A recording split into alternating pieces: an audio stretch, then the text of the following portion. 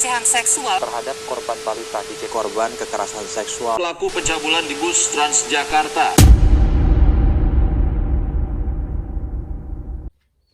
Manusia yang satu adalah serigala bagi manusia lainnya.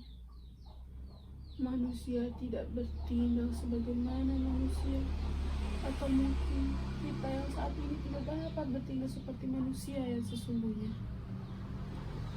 Mungkin pertanyaan utamanya adalah seperti apa manusia itu? Manusia yang tidak bisa menahan hawa nafsunya tidak pantas disebut manusia. Bagaimana mungkin manusia bisa menyakiti manusia lainnya?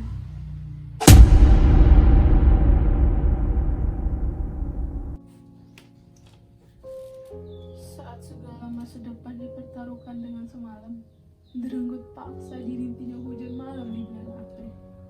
Apa yang bisa ku perbuat? Menangis? Marah? Menurutmu? Aku hampir mati dan gila dicekam waktu dan keadaan. Untuk pertama kalinya, aku melihat orang tanpa selai pakaianku. Ibu kekar laki-laki itu yang kubayangkan sebagai pelindung, justru sekarang sedang menjamah seluruh tubuh yang ku jaga dengan segenap jiwa. Harga diriku, masa depanku.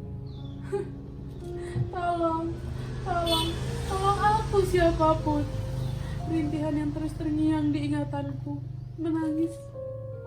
Matinya ragaku dan hidupnya raga baru tanpa senyuman. Di mana letak nurani itu? Di mana letak rasa aman itu? Di mana kebebasan itu? Nafsu sesaat, hasutan iblis, membuat orang gelap mata dan menyakiti yang lain. Siapa yang terluka menurutmu? Ya, tentunya korban. Harus menanggung pedihnya penyesalan dan masa kotor setiap harinya. Status perawan yang ia sandang bertahun-tahun harus direnggut secara paksa. Ada darah pada kemaluannya. Ada darah. Tolong, ini darah. Aku takut. Siapa lagi manusia di dunia ini yang bisa dipercaya?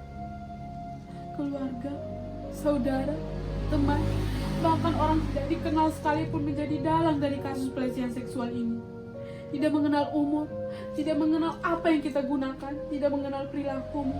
Semua sama di mata penggila nafsu. Mereka yang keji tidak pernah berakal dan berperi kemanusiaan.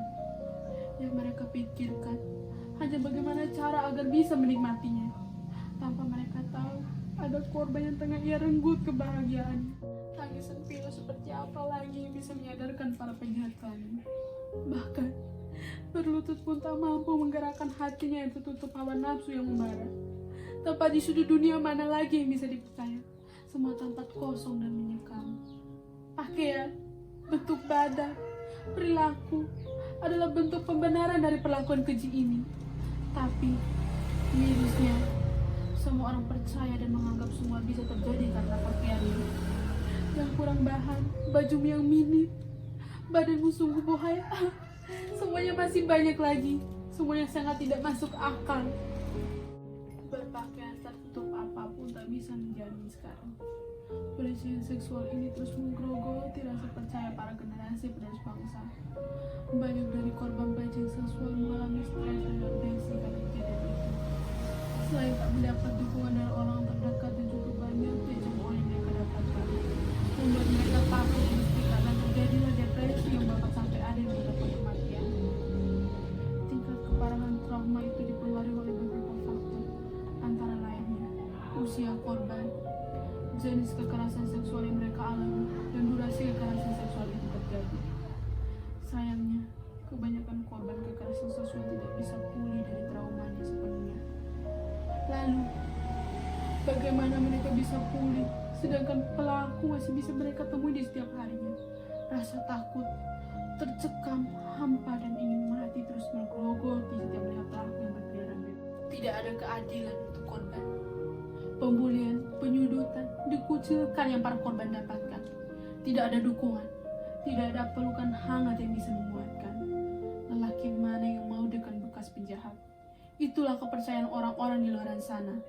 Asumsi publik di luar sana, wanita yang sudah dilecehkan dianggap manusia yang kotor dan hina. Bahkan para perenggut masa depan itu juga mengatakan hal yang sama. Lantas, apa yang bisa korban lakukan? Bunuh diri? Mungkin itu pilihan yang tepat. Mereka depresi, mereka di ujung kematian. Tidak ada yang bisa memeluk saat nafas tercekal dan ingatan kelam kembali menggerogoti hati. Rangkul korban-korban di luar sana. Peluk mereka dengan kehangatan. Berhenti menyalahkan mereka yang jadi korban atas hal yang tak manusiawi.